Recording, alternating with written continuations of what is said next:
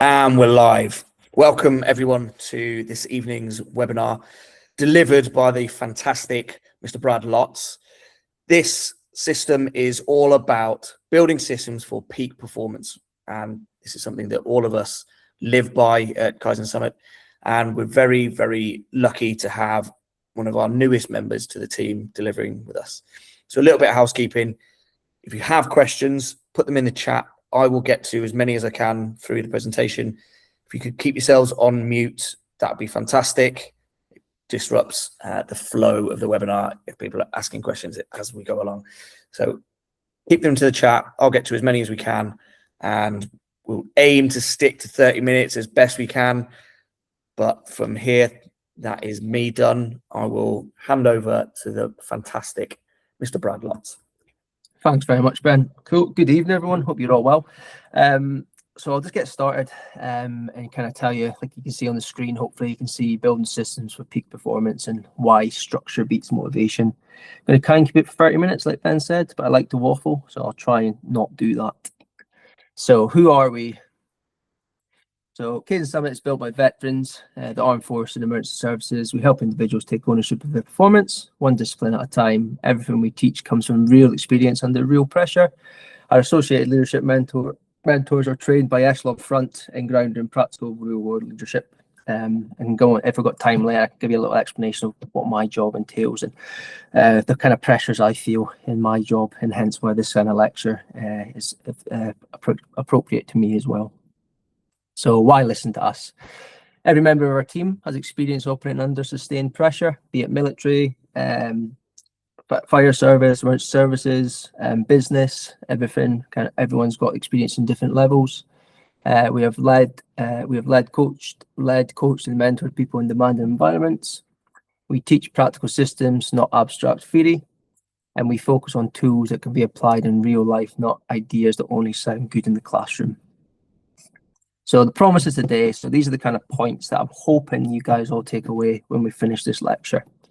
So by the end of the session, you will understand why structure beats motivation, learn how systems reduce decision fatigue, build a practical operating system, and leave with a framework you can use immediately, like starting tomorrow. So what this is and isn't, okay? So before going any further, I want to be really clear about what this session is and what it isn't. There are 1,000 productivity videos, books, and social media posts promising secret hacks, like taking cold showers, waking up at 4 o'clock, using new apps. Some of these things might help you, but none of them fix the real problem. If your system's broken, working harder simply means becoming more efficient at doing the wrong things, which is never great. So not a productivity hack. If anyone's read the book Atomic Habits by James Clear, he says you do not rise to the level of your goals, you fall to the level of your systems. So a good little thing to remember. So not working harder. So that's not what this is about. It's not just working harder. That's not going to get us anywhere. In the military, our instinct is often to work longer, push harder, but effort without direction simply creates fatigue. Like in my job, being an adventure training instructor, if I work myself harder and harder and harder and don't have a system tend to operate my day-to-day, I'm going to be fatigued pretty quickly. And me getting fatigued pretty quickly is going to cause problems with making key decisions when I've got people out on the hill. Not becoming busier. Busy has become a badge of honor, but being busy isn't the same as being effective. So what it is, building systems. So elite organizations rely on systems, military SOPs, pilot checklists, surgery checklists, Formula 1 pit stop routines. It's all a system. If you get a chance to read a book called the Checklist Manifesto, written by a surgeon, it goes into the importance of like how a simple checklist can just be a life changer for people that have got a busy lifestyle. Really interesting book if you are interested in that. So reducing unnecessary decisions. Every decision consumes mental energy. So we're trying to reduce that. So we've got more energy, mental capacity to make important decisions later on down the line. And then creating consistent performance. Anyone can perform well. The real challenge is performing well consistently as well. So a military example, for example, for myself, as a Roman PTI adventure training instructor, I've seen this repeatedly. The calmest instructor under pressure aren't necessarily the most talented. They're the ones that have the best systems. So, for example, their kit is packed the same way every time. They use the same briefing format and they follow the same safety checks. They don't change anything. They aren't using any mental capacity to make these decisions. They've got a structure in place that is just a constant same thing. Yes, it will change occasionally, but they'll just amend, say, their checklist, and it takes up less cognitive energy for them to make them decisions. So structure over motivation. So motivation depends on how you feel. Elite performers don't wait until they feel like acting. They reduce the need for emotion to determine their behavior. It comes and goes. Motivation. So you can wake up one morning feeling good to go to the gym, and yeah, it's easy then, isn't it? But like, I don't know about you, but I wake up a few times and I just don't feel the urge to do it. But because I've got a structure in place, I know, okay, I'm getting up at this time in the morning, I go to the gym at that time in the morning, and I'll get to work. I've got this to do and that to do. It's structured, and we'll come on to when I structure my stuff. It's like on the Sunday of the following week. So that's all done. So I don't have to think about what I'm doing. I know what I'm doing. I've planned it on the Sunday evening. So I'm going straight into the week. Even if I haven't got any motivation, I'm still going to get it done. Motivation is brilliant for getting started, but poor at keeping you going. We've all started diets, bought notebooks, or watched motivational videos, only to lose momentum days later. And it's inconsistent. When motivation disappears, behavior often disappears too. No training, no studying, no progress.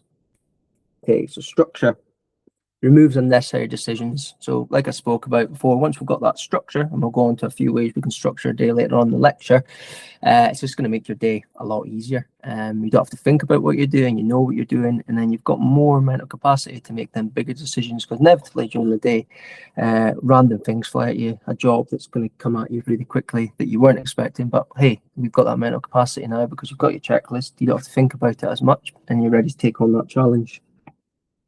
Creates consistency. That says it all. It's just that consistency. It's consistency sometimes doesn't feel like you're doing anything massive, but you just think about it, these little chips. You think of like an ice cube, for example. You turn up the temperature 1 degree at a time. You don't really notice the ice cube melting until a load of them degrees have been turned up, if that makes sense. So little things do add up, and eventually that ice cream is going to start melting at whatever temperature, but that's because you've chipped away at them little degrees. Think about creating consistency like that. It's just small steps. We're not going to get big wins at the start of it. And then builds momentum. Feels good. Like when you have a structure and it's working for you, it's just great, and you don't have to worry about it. You kind of just get settled in, and yeah, inevitably things are going to slip up and things are going to go wrong, but you can just get back on the train as long as that list's there. And again, we'll go back to reflection reviews on Friday, and it's okay for stuff to go wrong during this kind of structure phase. We're just working on it, we're building on it, we're going to make it better as we go. Nothing's perfect the first time we do it.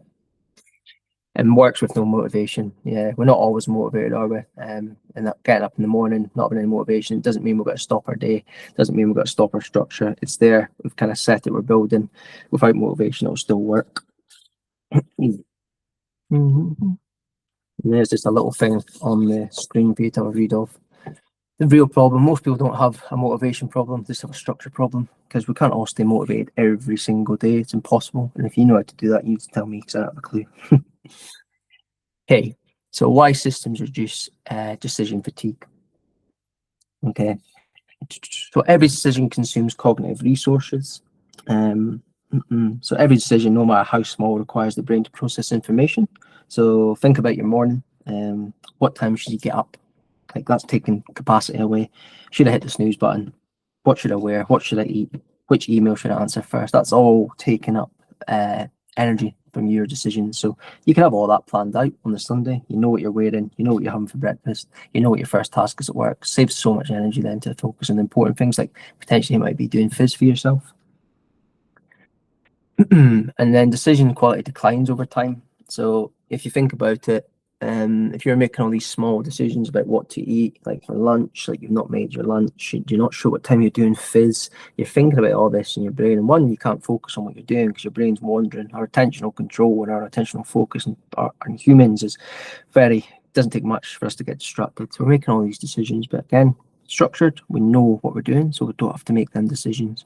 And if you do make all the decisions, by the time you get to the evening, when you're wanting to relax, it'll be like really easy to go, oh, do you know what? I can't be bothered to like going to the gym, I'll just watch TV, or I can't be bothered making dinner, I'll just order a pizza. All these things it's going to have an effect on.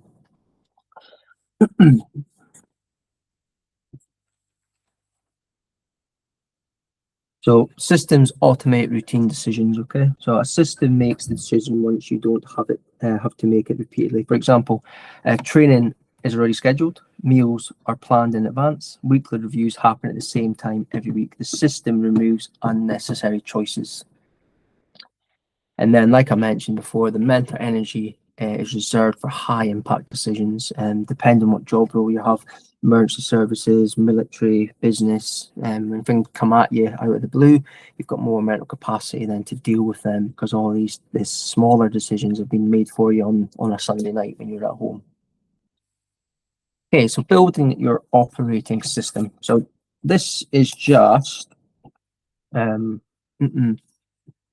few different ways, or a few different methods of building a system. What I would highly recommend you doing, I've got a little chat about what each one is, but I'd highly recommend you going away and doing a bit of research yourself, and then deciding, you know what, I'm going to try that, and then you're going to build your own system up, take ownership of that system, and try it for the week, see how it goes, and then on the Friday we're going to do a review, what didn't work, what did work, and just be honest with it, and just give it a good try.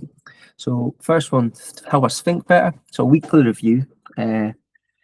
Take time each week to reflect, reset priorities, and plan intentionally instead of reacting. So definitely get that done. And then a brain dump. I love this. Every Sunday, I've got loads of things going on in my head about what I'm doing for work, what I want to do for phys. I just throw it all on paper. It might be on a Sunday morning, and I'll come back to it on a Sunday evening, have a look at it, and then plan my week from anything that I believe in that brain dump is going to need to be done.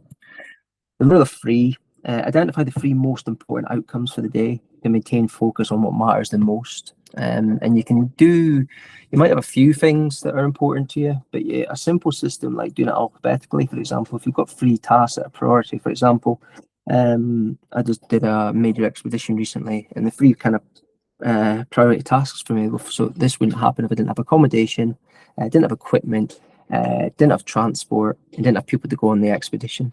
So them things they're really important to me, but one's more important than the other. So for example, the accommodation, I need the accommodation, otherwise I definitely can't do that. So that would be like my alpha 1 kind of priority.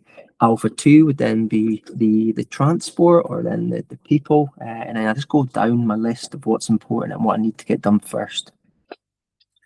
Eisenhower matrix. So Dwight D. Eisenhower was the 34th president of the United States. Although there's no evidence that Eisenhower personally drew the famous 4-box matrix, it is based on a principle he often expressed, which was what is important is seldom urgent, and what is urgent is seldom important. And if you've never seen the matrix, write that down and have a look at it. It's a decision matrix, and it's broken into 4 parts: do, decide, delegate, delete. I'll let you guys go away and research that yourself, but it's really handy on a Sunday to have that up and follow that process as well. Journaling. I've not really started this myself, but it's something that I've been meaning to do, along with the mindfulness as well. If you've never heard of that, that's meant to be a real good way of improving your attentional control, or your attention, sorry. So help us work better. A couple of systems there. We've got time blocking, so scheduling dedicated time for the most important work before your distractions fill your day. So just time blocking yourself. So for example, from 8:30 till 10, you're going to lock yourself away in a room and you're going to get some work done. The deep work. Create uninterrupted periods of focused attention to produce your highest quality work. So like once you've done your time blocking, pick your high priority tasks, and you're going to fulfill the time blocking with them priority tasks to get that important tasks done. Eat That Frog. If you haven't read the book, I'd highly recommend that as well. Really simple, not a long book to read. Some real good information there just to help you structure your day as well. So complete your most challenging tasks or valuable tasks first. So we call it Eating That Frog.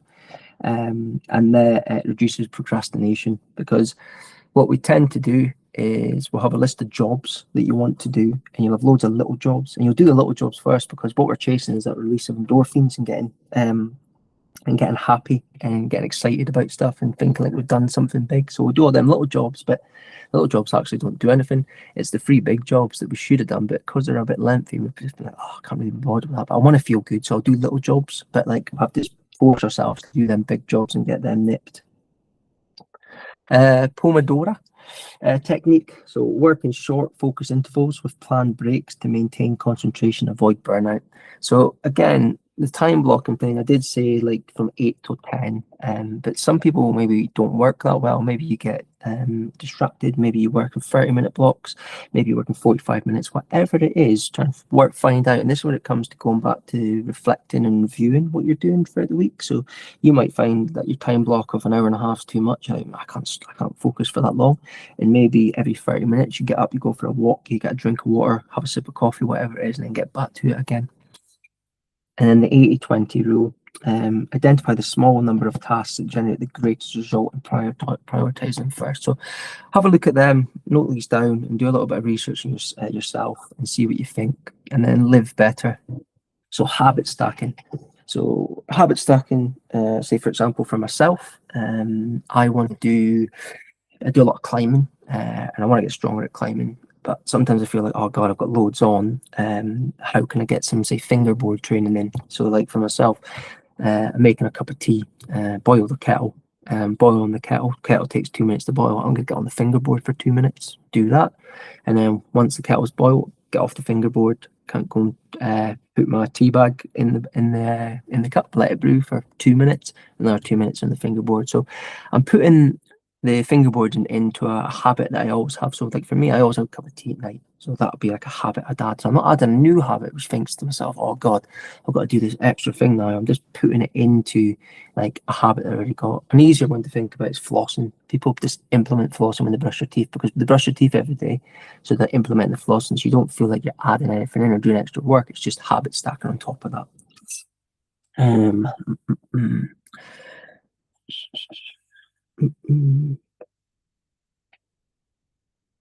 then identity habits. Focus on becoming the type of person who consistently performs the behaviors rather than chasing outcomes alone. Environment design. Shape your surroundings so the right behaviors become easier and the wrong behaviors become harder. And we're going to go into a little bit of how behaviors start, and a kind of bit of the psychology of what happens when we're making these decisions. And then morning anchor, begin each day with a consistent routine that creates momentum and reduces early decision fatigue. I protect my mornings massively. I have a structure that I need to do in the morning. So for example, fizz, I have to do fizz. Sometimes I've made the mistake of being like, oh, I'll just do fizz at work. And then inevitably that day I've decided to do fizz at work. Boom, I get a massive task. And now, because I've been lazy or like just chinned off that morning anchor, I'm not getting to do my fizz. And now I'm busy with this extra task that's came away. But if I had stuck to myself in the morning, done my fizz, this extra task wouldn't really have annoyed me that much. But it annoyed me, but it's my own fault because I decided to do fizz at work and I've disrupted my program. So my morning routine and morning routines in general, I think, are the best time to get like some fizz in, some meditation in, maybe some studying in, some reading, whatever it is you want to achieve. In the mornings, I find personally are the best time to do that. And then the weekly reflections, super important. All this stuff doesn't matter. If it doesn't work, it's fine. It's okay to make mistakes. It's okay to do stuff and feel a bit silly when it doesn't work. Just reflect on it and ask yourself some serious questions. Why it didn't work? Be honest with yourself. Taking ownership of it. Did you rap on it a bit? Were you a bit lazy? It's fine. Like we all make mistakes, but just deal with it and be like, you know what? Yeah, I'm going to give it everything. I'm going to try it again, see how it goes. So a day operating with structure. This isn't my day. It's just I'm going to pop it all up here for you so you can see it. Oh, sorry. So like, for example, there we go. 0, 0600 morning anchor, no phone for the first 30 minutes, hydrate. So for me, I take creatine and electrolytes in the morning, a litre water, drink that before any caffeine, and that's been doing me wonders. 10 minutes mobility or exercise, that can be 10 minutes mobility, press ups, sit ups, whatever you want to do when you get out of bed, or go, it's going to be added into your gym. And then review today's rule of three, have a look at what you're going to do, go into work with a plan. First time block, deep work, 90 minutes of uninterrupted work, phone on do not disturb, emails closed, single task focused. Okay, 09:45, take a break, walk, have a coffee, stretch, so no social media, stay away from that. And then time block 2 could be meetings, emails, admin, and any quick tasks you've got. Get all these up. Oh. 12:30, lunch and reset. Eat away from your desk or where you work. Go have a walk. Like, good weather just now. Get out in the sun, clear your head, get away from everyone, get away from the office, get away from work, and just have a bit of chill time to yourself. Does wonders. Just 10 minutes away. And then your time block 2, project work, planning, problem solving, creative work. And then admin window, your messages, your calls, your emails, small tasks. Don't let these interrupt your deep work. And then shutdown routine, brain dump. Okay, everything that you've kind of got in your head from the day, whack it on paper, and then update tomorrow's task list. Prepare your workspace. This is the big one actually. I've been caught out a lot of the time. I'll go in, say for example, I'm planning my expedition. I'll have everything there, like all the mapping I need, all the coordinates I need, all the paperwork. My computer's got all the correct stuff. My computer's fully charged. I've got water there. I'm trying to stop myself getting up and walking away, because as soon as I do that, I disrupt my flow. So preparing that workspace is really important. Choose tomorrow's rule of three again, and then mentally switch off from work as best you can. I know it's hard, but it's this is where the mindfulness kind of stuff can come in. It's really good. And then evening, exercise, family, reading, and then like Mark gave a really good lecture about the sleep routine, and how important good sleep is. Like, the difference between 6 hours and 8 hours is immense. But we know some people can't get all that sleep, but if you can, like, that is, if I was to say anything that's going to be better for getting a better structure, is having a really good sleep routine. So get on top of that if you can. So every Friday, okay, so weekly review, so non-negotiable. Have to. What worked? Be honest with yourself. What didn't work? Biggest win. Give yourself a chuck up. You deserve it. And then your biggest lesson, again, be honest with yourself. Be brutal with yourself. Like, yeah, don't talk down to yourself. Don't do any negative self-talk or anything like that. But just be honest with what you learned, what didn't go well, and what you're going to change. And ask other people. You know, like people, loads of people in the higher end jobs will love their little structures that they might not have a name for it, but they'll explain it to you, and it'll come out. Oh, they do habit stacking or whatever it is. But like, just speaking to people as well. People in the higher end jobs as well have good ideas. And then prioritize next week as well. It's massively important. Do that on a Sunday. Get that nipped. Okay, systems and examples. Okay, so the morning anchor starts your day intentionally. Rule of three defines priorities. Time blocking, protection, important work. Deep work maximizes your focus. 2-minute rule. This one stops small tasks piling up. For example, dishwasher. You walk through to the kitchen, you put your plate on the side. Keep doing that. That 2-minute task, which would take 2 minutes to wash your plate, put it in the dishwasher. Loads more stuff comes up, but it ends up being a 10-minute task. And everybody procrastinate about that 10-minute task, and you've just wasted some of your time. So anything that takes that 2 minutes, get it done. Making your bed, folding the washing, anything like that, get it nipped so it doesn't add up and eat into your day. The brain dump, this clears your mental clutter. We've all got loads of things going in our head. As soon as you get them on paper, it feels much better. And then the weekly review, continuous improvement. We're here to be better. We're going to make mistakes. That's completely cool. But we just want to learn from them mistakes. Habit stacking makes routines automatic. Cool. And then the 4-step habit loop, we're going to have a little talk about. Okay. So cue, trigger that starts the behavior. Okay, so first stage is cue. Think of the cue as a trigger that tells your brain it's time to pay attention. It's simply something that predicts an opportunity for a reward. So cues can come from almost anywhere. A particular time of the day, a location, seeing another person, an emotion, even a smell or sound. Your brain is constantly scanning your environment for these cues. So an example that would be, imagine your phone vibrates. The vibration itself doesn't make you check your phone. It's simply it simply tells your brain something might need your attention. That's the cue. Craving, desire or motivation to act. Okay, so the second stage is craving. We don't actually crave the habit, we crave the feeling of or outcome the habit gives us. Nobody craves brushing your teeth, they crave a clean mouth. Nobody craves going to the gym, they crave becoming fitter, stronger and more confident. Okay.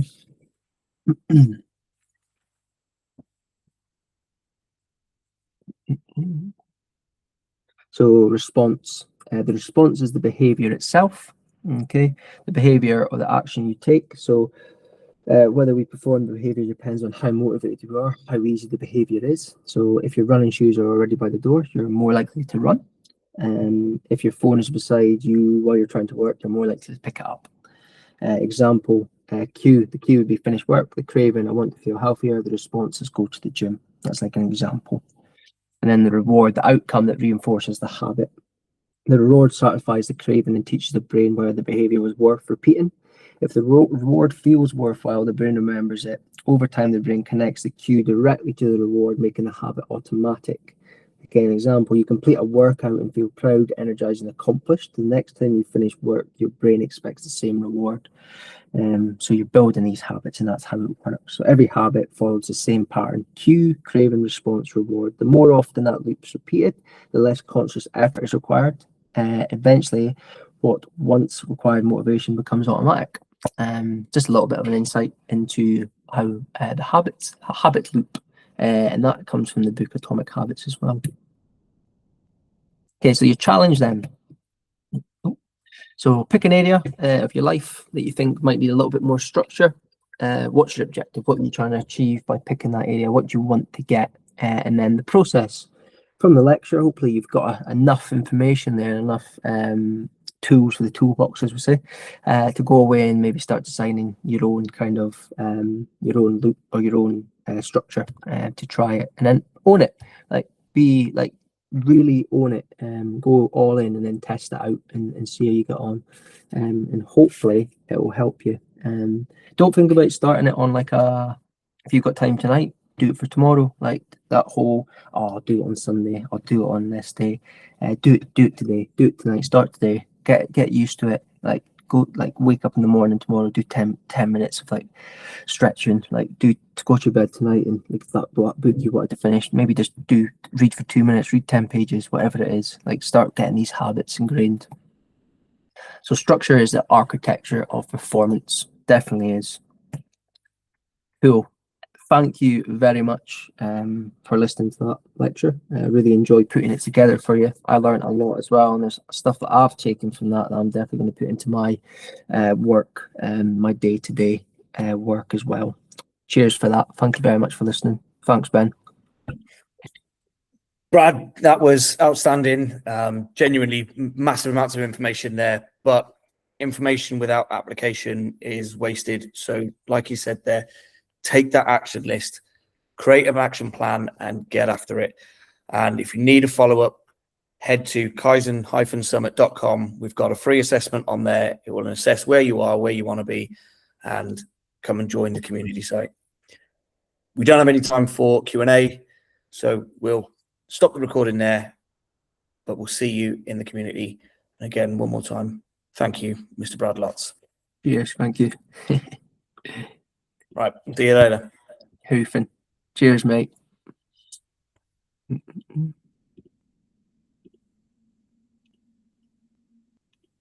sec.